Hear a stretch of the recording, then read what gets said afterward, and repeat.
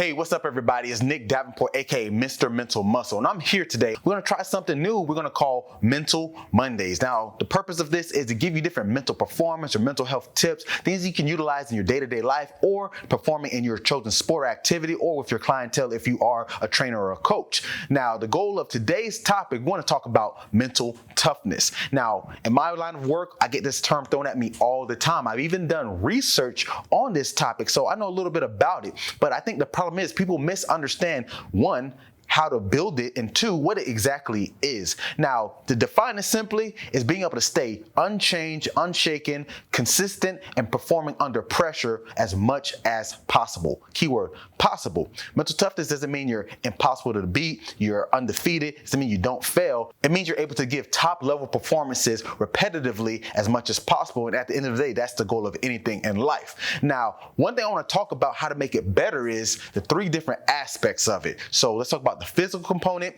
the psychological component, and the cognitive component. Now, a lot of times people think of mental toughness is usually looked at only as the physical component because they say if you can work hard and don't stop, don't give up, take the pain, you're mentally tough, and that is part of it. But a lot of times I see coaches try too hard to run their players or athletes to death or have them inflict a lot of physical pain. If they're still standing, they're mentally tough. That's only half the battle because obviously you need that physical disposition. But let's look at it like this. Let's compare mental performance overall to like a race car. So the physiological component, that's the actual body, the engine, the gears, the tires, the parts of the car that make it what it is. That's what we talk about when we talk physiological. Now, the cognitive aspect is more so the processes that act with the body of the car and the engine and the different components, how the engine pistons pump up and down, how the brake pad is able to allow you to stop, the steering wheel turning. That's the cognitive processes. And then the psychological aspect is the actual driver. This is the behaviors. Now, you can look at it like this. With the physical component, you can increase mental toughness from put yourself under a physical load. A lot of times I explain this when you think about it with fitness, you have to overcome some type of stressor, adapt, add a little more resistance and progressive overload, and do it again until your body accommodates.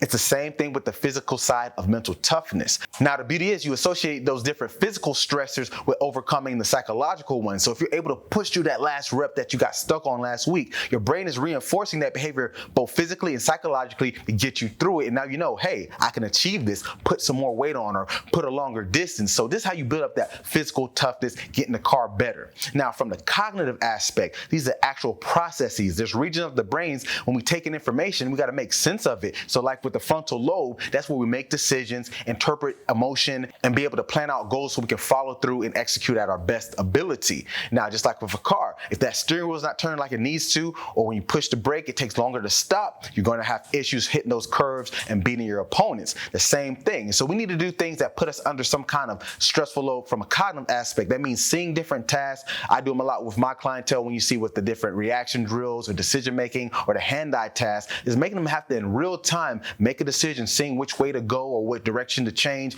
And now they have to build up those mechanisms. And there's a feedback system in the brain that says, if you've done it this many times, we're going to go to default mode when we're stressed with this versus when you don't practice these things, you're just leaving it to be the chance. So you got to think about these aspects. And the last part is the driver.